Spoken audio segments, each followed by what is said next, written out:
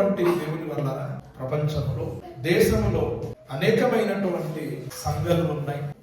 ప్రతి సంఘాలకు సంఘ కాపరులు ఉంటారు. ప్రియమైనటువంటి దేవుని వల్ల ప్రతి సంఘాలకు సంఘ కాపరులు అనబడిన వారు ఎందుకు ఉంటారు అని మనం ఆలోచించగలిగినప్పుడు, సంఘానికి కాయడానికి, సంఘానికి దేవుని వాక్యముతో మేపడానికి, నడిపించడానికి ప్రతి సంఘాలకు సంఘ కాపరులు ఉంటారు. ఎవరి ద్వారా అయితే సంఘము నడిపింపబడి దేవుని వాక్యం చేత పోషించబడుతుందో ఆ సంఘ కాపరులకు, సంఘ నాయకులకు మనము లోబడాలి, విధేయత చూపించాలి. వారిని దుఃఖపరచకూడదు, వారికి మనం బాధ పెట్టకూడదు, వారి మాటలు విని వారికి లోబడి ఉండాలి అని పరిశుద్ధ లేఖనాలు తెలియజేస్తూ ఉన్నాయి. గనుక ఒక సంఘము నడవాలి అంటే తప్పనిసరిగా సంఘస్థులు ఒక సంఘ కాపరి మాట వినాలి. రెండవదిగా సంఘ కాపరిని లోబడాలి. మూడవదిగా సంఘ కాపరి అడుగు జాడలలో సంఘము నడవగలిగినప్పుడు ఆ సంఘము దీవెనకరంగా, ఆశీర్వాదకరంగా ఉండడానికి అవకాశం ఉంటుంది.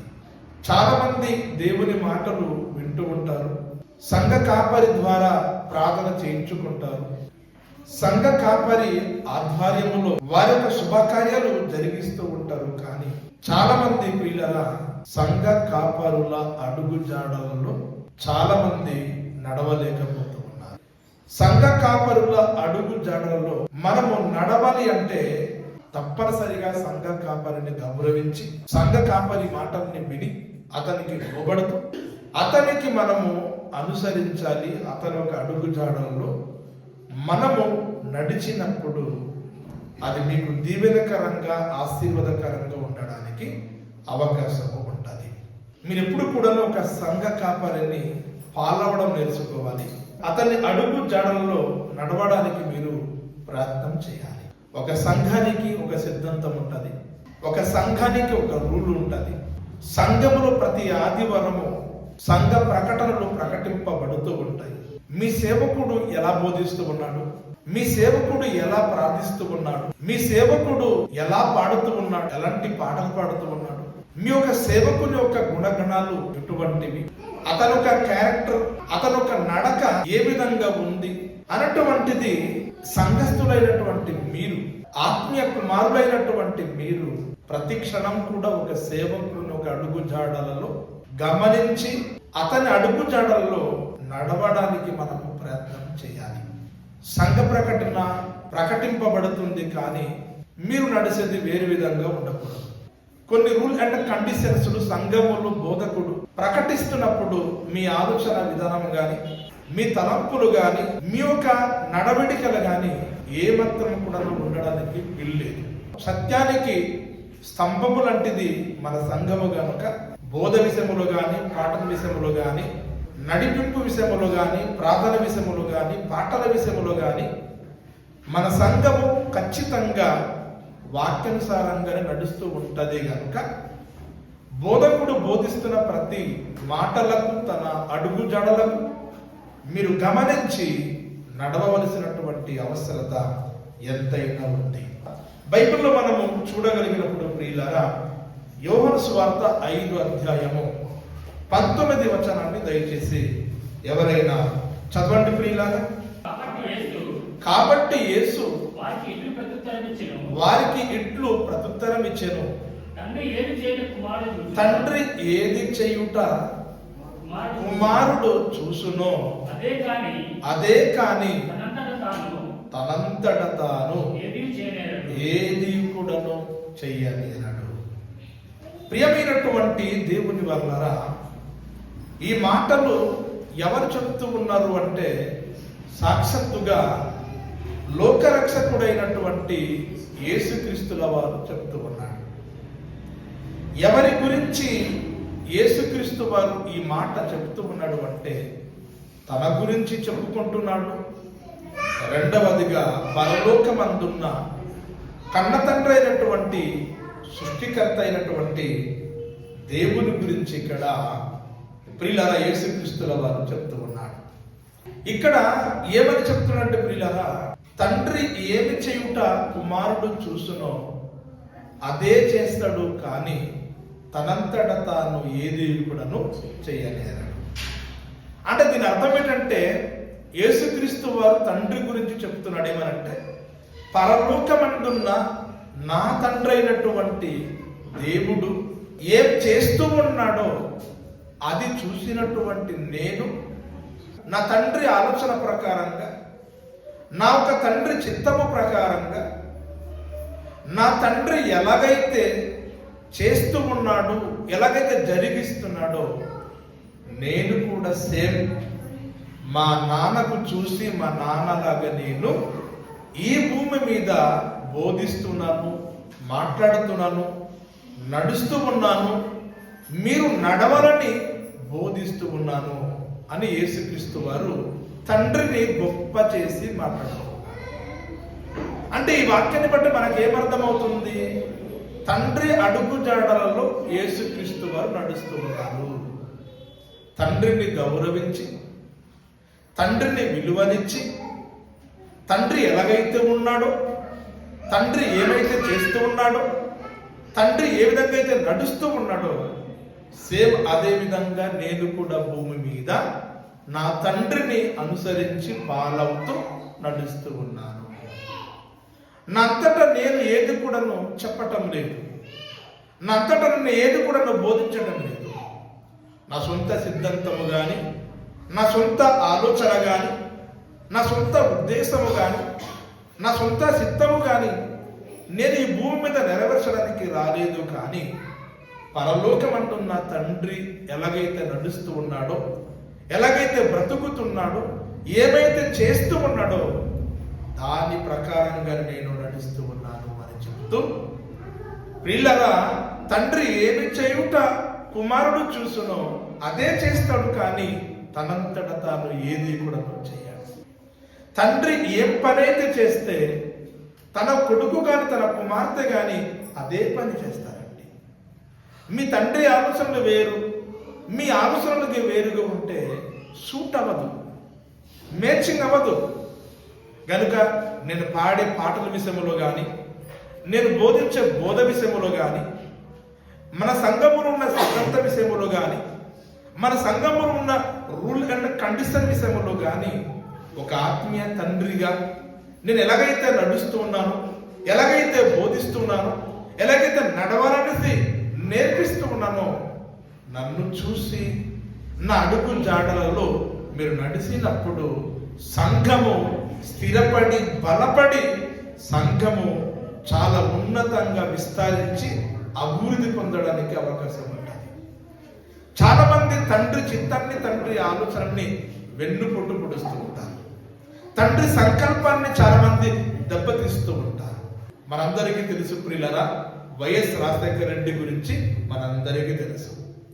మన ఆంధ్ర రాష్ట్రంలో చాలా ఉత్తమమైనటువంటి పరిపాలన చేసాడు. అందరి గుండెలలో ఆయన చేరువైపోయాడు, అందరినీ ఆకర్షించుకున్నాడు, అందరి హృదయములో, అందరి గుండెల్లో పదిలమైపోయాడండి వైఎస్ రాజశేఖర రెడ్డి గారు. ఎందుకు? ఆయన పెట్టిన కొన్ని పథకాలని బట్టి మన ఆంధ్ర రాష్ట్రానికి మంచి పేరు, మంచి గుర్తింపు ఆయన పొందడం జరిగింది.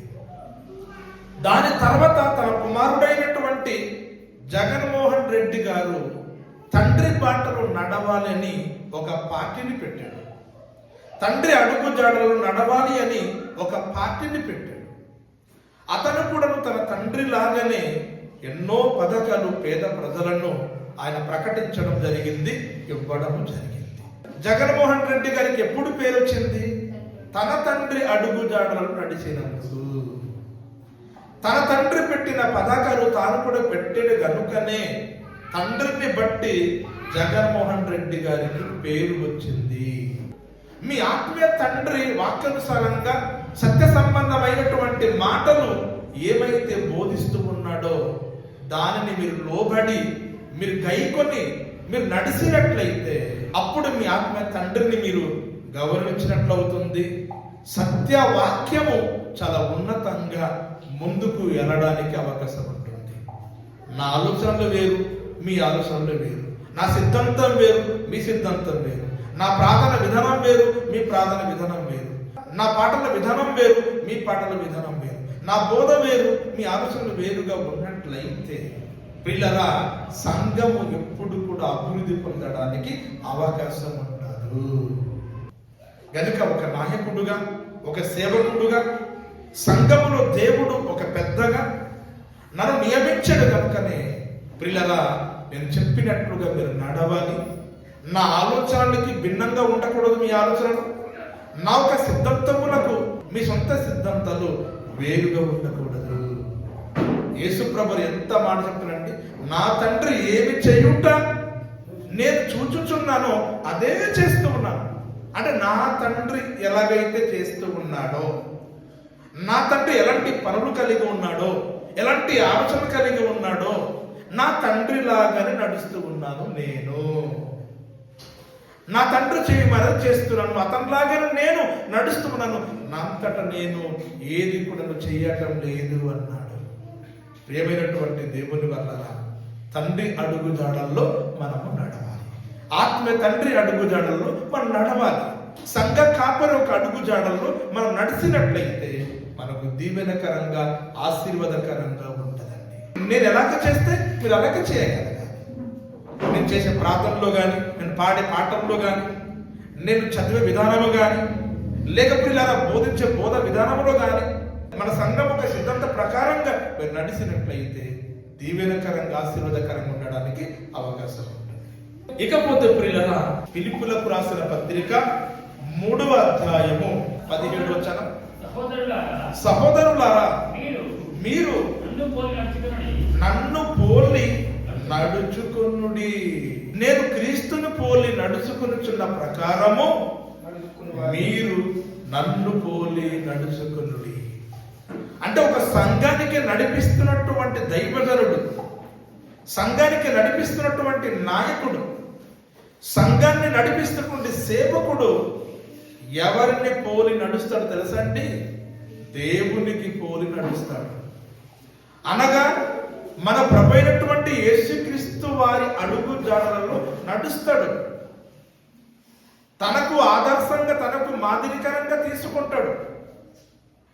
యేసుక్రీస్తు అడుగు జాడల్లో ఒక సంఘ కాపరి నడుస్తూ ఉన్నప్పుడు ఆ సంఘ కాపరిని పోలి సంఘస్థులైనటువంటి మీరు నడవాలి. మీకు అర్థమైందండి? సంఘ కాపరి అడుగు జాడల్లో మీరు నడవాలి. సంఘ కాపరిని పోలి మీరు నడవాలి. అంటే మీ పాస్టర్ గారు ఎలా చేస్తే మీరు అలాగా చేయాలి. మీ సంఘ కాపరి ఎలా వాక్యం బోధిస్తే మీరు కూడాను అతనిలాగా బోధించగలగాలి, అతనిలాగా ప్రార్థన చేయగలగాలి, అతనిలాగా పాటలు పాడగలగాలి, అతనిలాగా పాటలు రాయగలగాలి, అతనిలాగా మీరు సేవ చేయగలగాలి. అంటే ఎవరిని చూసి నడవాలి, ఎవరిని పాలవాలి, ఎవరిని పోలి నడవాలి? మీ ఆత్మీయ తండ్రి అయినటువంటి సంఘ కాపరిని పోలి మీరు నడవాలి. చాలా మంది సంఘముల పేరుకు మాత్రమే సంఘ సభ్యులు, కానీ వారి ఆలోచన విధానం అంతా కూడా వేరేగా ఉంటుంది. సంఘ కాపరి యొక్క ఆలోచనకి వారి ఆలోచన సూట్ అవ్వదండి. కనుక ప్రియమైనటువంటి దేవుని వల్ల మీరు ఎంత గొప్పవారైనా సంఘములు చేర్చబడిన తర్వాత సంఘ నాయకులకు మీరు పోలి నడవాలి. అని ఏం చెప్తున్నాడు, ఆయన ఏం నడవమంటున్నాడు, అతను చెప్పినట్లుగా మీరు నడవాలి. కానీ సంఘ కాపరిని డైరెక్షన్ ఇచ్చే స్థితికి ఈరోజు సంఘస్థులు చాలా ఎదిగిపోయారు. సంఘ కాపరిని డైరెక్షన్ ఇచ్చే సత్తా నీకు ఉందా? అంత జ్ఞానం నీకు ఉందా? అంత తెలివి నీకు ఉందా? కనుక ప్రియమైనటువంటి దేవుని వల్ల సంఘములు విధేయత కలిగి, సంఘములు లోబడి, సంఘ కాపరిని గౌరవించి సంఘ కాపరులను పోలి నడవాలి. ఎందుకంటే సంఘ కాపరి దేవునికి పోలి నడుస్తూ ఉన్నాడు కనుక మీరు ఎవరిని పోలి నడవాలి? మీ కళ్ళ ఎదుట ఎవడైతే నాయకుడిగా ఉండి నడిపిస్తూ ఉన్నాడో ఆ నాయకుడిని పోలి మీరు నడవాలి. సంఘం రూల్స్ పాటించాలి. సత్య సంబంధమైనటువంటి పాటలు, సత్య సంబంధమైనటువంటి ప్రార్థన, సత్య సంబంధమైనటువంటి వాక్యముతో ఒక సేవకునికి మీరు లోబడి అతన్ని పోలి నడవాలి అని ఇక్కడ పౌలు గారు సంఘాన్ని ఉద్దేశించి మాట్లాడుతూ ఉన్నాడు. 3వ ప్రియులారా, హెబ్రీ పత్రిక 13వ అధ్యాయము 7వ వచనం చదవండి ప్రియులారా. మీకు వాక్యము బోధించి మీ పైకి నాయకులుగా ఉన్నవారు వారిని ఒక్కసారి మీరు జ్ఞాపకం చేసుకొనుడి. వారి ప్రవర్తన, వారి క్యారెక్టర్ ఫలమును శ్రద్ధగా మీరు తలంచుకొనుచు వారి విశ్వాసమును మీరు అనుసరించి నడుచుకొనుడి. ఎవరి విశ్వాసం అని చెప్పండి?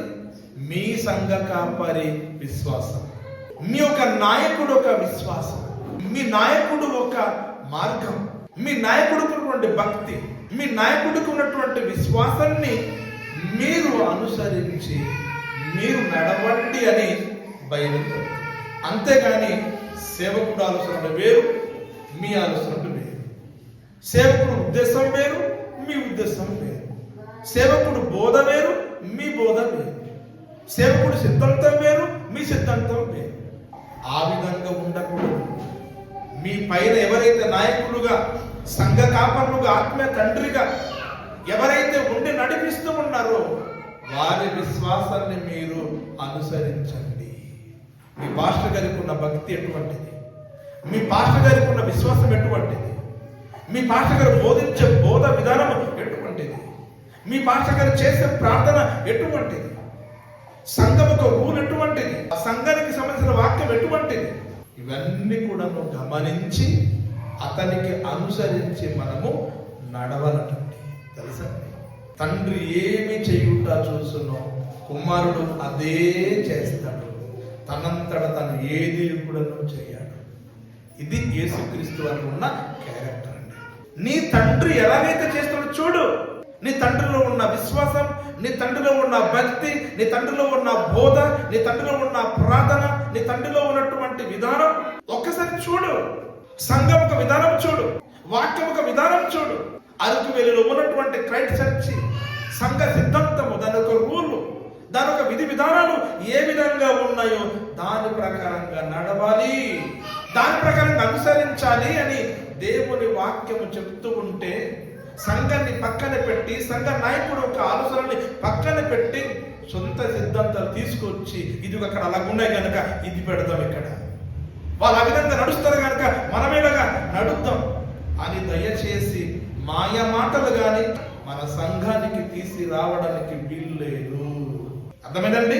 మన సంఘానికి తీసుకురావడానికి వీలు లేదు. సంఘం ఎలా నడవాలి, సంఘం ఎలా గ్రోత్ అవ్వాలి, సంఘం ఎలా అభివృద్ధి పొందాలి, మన సంఘానికి ఉన్న వాక్యం ఏంటి, మన సిద్ధాంతం ఏటో అవన్నీ కూడా నాకు తెలుసు కనుక నేను చెప్పినట్లుగా మీరు నడవాలి. నన్ను ఎవరు కూడా డైరెక్షన్ ఇవ్వకూడదు. కనుక ప్రియమైనటువంటి దేవుని వల్ల సంఘ సిద్ధాంతానికి లోబడాలి, సంఘ రూల్ని మీరు లోబడాలి. అందులో సేవకుని యొక్క అడుగు జాడల్లో మీరు నడిచినట్లయితే మీకు మీ కుటుంబములను ఉన్నతంగా దేవుడు దీవిస్తాడు.